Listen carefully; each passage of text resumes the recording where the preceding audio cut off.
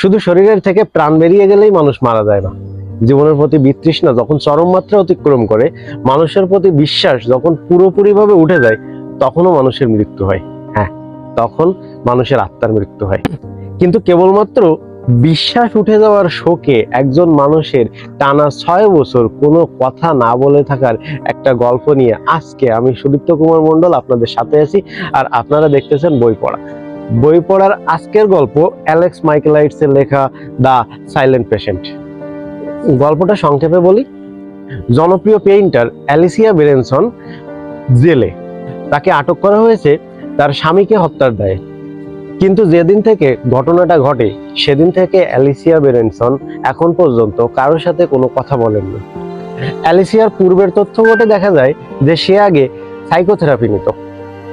একজন সাইকোথেরাপিস্ট নাম Theo Faber নিজে স্বেচ্ছায় নিযুক্ত হয় অ্যালিসিয়ার বর্তমান সাইকোথেরাপিস্ট হিসেবে।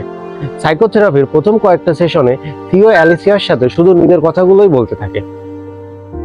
একই সময়ে থিও অ্যালিসিয়ার রিলেটিভস যারা ছিল তাদের সকলের সাথে দেখা করে এবং খুনের দিন কে কোথায় কি অবস্থায় ছিল এবং কার সাথে অ্যালিসিয়ার কি কি ঘটনা ঘটেছিল সমস্ত বিষয়গুলো নিয়ে সে ইনভেস্টিগেশন করতে থাকে।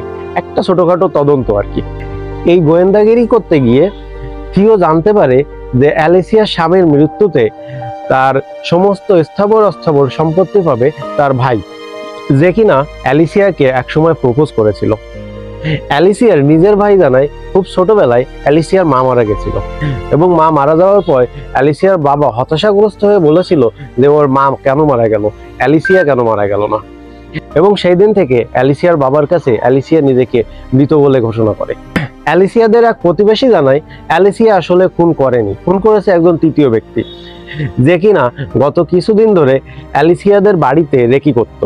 এবং সেই তৃতীয় ব্যক্তি তার ফোনে একটা অস্পষ্ট ছবিও দেখায়, যে ছবিটা দেখে আসলে বোঝা যাচ্ছিল না সেটা আসলে কার ছবি। এই সময়ে থিও অ্যালিসিয়ার একটি ডায়েরি পায় এবং সে ডায়েরিতে দেখে যে ডায়েরিতেও অ্যালিসিয়া ওই তৃতীয় ব্যক্তির কথা লিখেছে। এই ফাঁকে থিওর জীবনে ঘটে যাওয়া একটি ঘটনা বলি। থিও একজন সাইকোথেরাপিস্ট, কিন্তু সে তার বউয়ের অনুপস্থিতিতে বাড়িতে বসে গাঁজা খায়। একদিন গাঁজা খেয়ে মাতাল অবস্থায় সে তার বউয়ের ল্যাপটপে দেখে তার বউ কারোর সাথে উত্তেজিত কনভারসেশনে লিপ্ত। এই চ্যাট লিস্ট দেখে সে তার বউকে খুব সন্দেহ করে এবং সে তার বউকে ফলো করা শুরু করে। ফলো করতে করতে একটা সময় গিয়ে দেখে তার বউ সত্যিই একজনের সাথে পরকীয়ায় লিপ্ত এবং যে লোকটির সাথে পরকীয়ায় লিপ্ত থিও সেই লোকটাকেই ফলো করতে শুরু করে। ফলো করতে করতে দেখে যে সেই লোকটা নিজেও বিবাহিত এবং তারও একটা সংসার আছে। থিওর মনে হয় এই লোকটার স্ত্রীর কাছে এর মুখোশ খুলে দেওয়া উচিত। সেই জন্যে সে একটা সময় ওই বাড়িতে ঢুকে পড়ে। বাড়িতে ঢুকে ওই লোকটার স্ত্রীকে বন্দি করে এবং সেই ভদ্রমহিলাকে বন্দি করে তার স্বামীর আসা পর্যন্ত অপেক্ষা করতে থাকে। তার স্বামী ফিরে এলে থিও ওই ভদ্রমহিলাকে বলে যে সে দুজনকে খুন করবে না, সে যে কোনো একজনকে খুন করবে, হয় তাকে অথবা তার স্বামীকে। তার স্বামী তখন বলে আমি বাঁচতে চাই, বরঞ্চ তার স্ত্রীকেই যেন খুন করে ফেলা হয়। থিও কাউকে না মেরে ওই ভদ্রমহিলার হাতে বন্দুক দিয়ে বেরিয়ে যায়। ভদ্রমহিলার মনে হয় আজ থেকে তার স্বামীর কাছে সে মৃত, তাদের সম্পর্কটা মরে গেছে। সে শুধুমাত্র একটা মরে যাওয়া সম্পর্কের রেশ ধরে রেখেছে, তাই এই রেশটাকে সে ছেড়ে দিতে চায়। ভদ্রমহিলা তাই বন্দুকের ট্রিগারটায় শুধুমাত্র একটা চাপ দিয়ে দেয়। এই ভদ্রমহিলাই ছিল অ্যালিসিয়া বেরেনসন। এই গল্পটার দুইটা এন্ডিং আছে। একটা এন্ডিংয়ে অ্যালিসিয়া বেরেনসন কথা বলে এবং সে থিওর সবকিছু বুঝতে পেরে যায়। তাই সে তার ডায়েরির শেষ কয়েক পাতায় তার স্বামীর মৃত্যুর জন্য যে থিওই দায়ী, এমনকি অ্যালিসিয়া বেরেনসনকেও যে সে মাত্রা অতিরিক্ত মরফিন দিয়ে মেরে ফেলতে চেয়েছিল, এই সমস্ত কথাগুলো লিখে রেখে দেয়।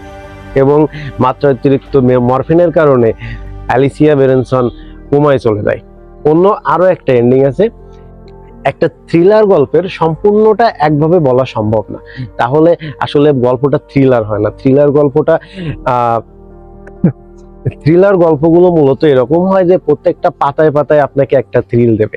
মাত্র 4-5 মিনিটের একটা ভিডিওতে তার সম্পূর্ণটা ডেসক্রাইব করা সম্ভব না। গল্পটা চমৎকার, আপনি গল্পটা যতক্ষণ পড়বেন এর ভিতরে ঢুকতেই থাকবেন, এবং একটা সময় গিয়ে আপনার কাছে হয়তো মনে হতে পারে যে আপনি কি পড়লেন। ব্যাপারটা আমার সাথেও ঘটেছিল, যখন আমি দেখলাম যে থিও ফেভারি আসলে অ্যালিসিয়ার স্বামীর হত্যার জন্য দায়ী, যেখানে ঘটনাটা একই সাথে ঘটছে অথচ একই জিনিস লেখক এমন ভাবে লিখে গেছেন যেন 6 বছর আগের ঘটনা আর আজকের ঘটনা একই দিনে ঘটে চলেছে। পুরো ব্যাপারটা চমৎকার, বইটা ভালো লাগবে। আর এরকম আরো কিছু গল্প নিয়ে আমি অবশ্যই আসবো। আবার দেখা হবে। ধন্যবাদ।